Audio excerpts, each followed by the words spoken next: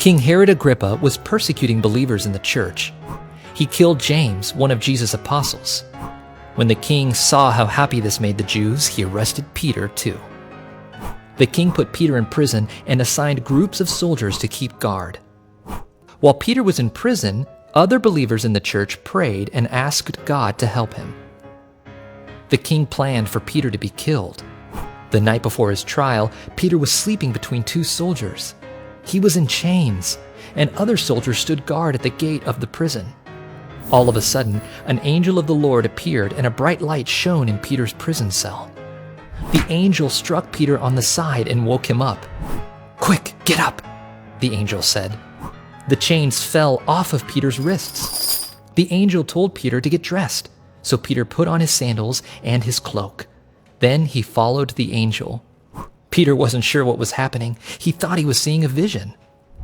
The angel led Peter out of the prison, past the guards, through the gate, and onto the streets. Then the angel left. When Peter looked around, he realized the Lord had rescued him from prison and from certain death. Peter hurried to the house of Mary, the mother of John Mark, where the believers had gathered to pray. When Peter knocked at the door, a servant named Rhoda answered.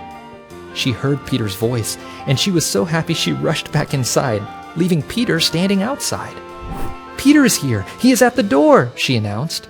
But the others didn't believe her. "You're crazy!" they said. Peter kept knocking, and when they opened the door, they could hardly believe it. Peter motioned to them to be quiet, and he told them how the Lord had rescued him from prison. "Tell James, Jesus' half-brother, and the other brothers about this," Peter said. Then he left. When the sun came up, the soldiers at the prison couldn't figure out what happened to Peter, and the king punished the soldiers because Peter had escaped. God answered the people's prayers for Peter. God had a plan for Peter and the church, and he rescued Peter from his enemies. Peter knew he would face death because he believed in Jesus, but he kept going so he could share the good news of the gospel.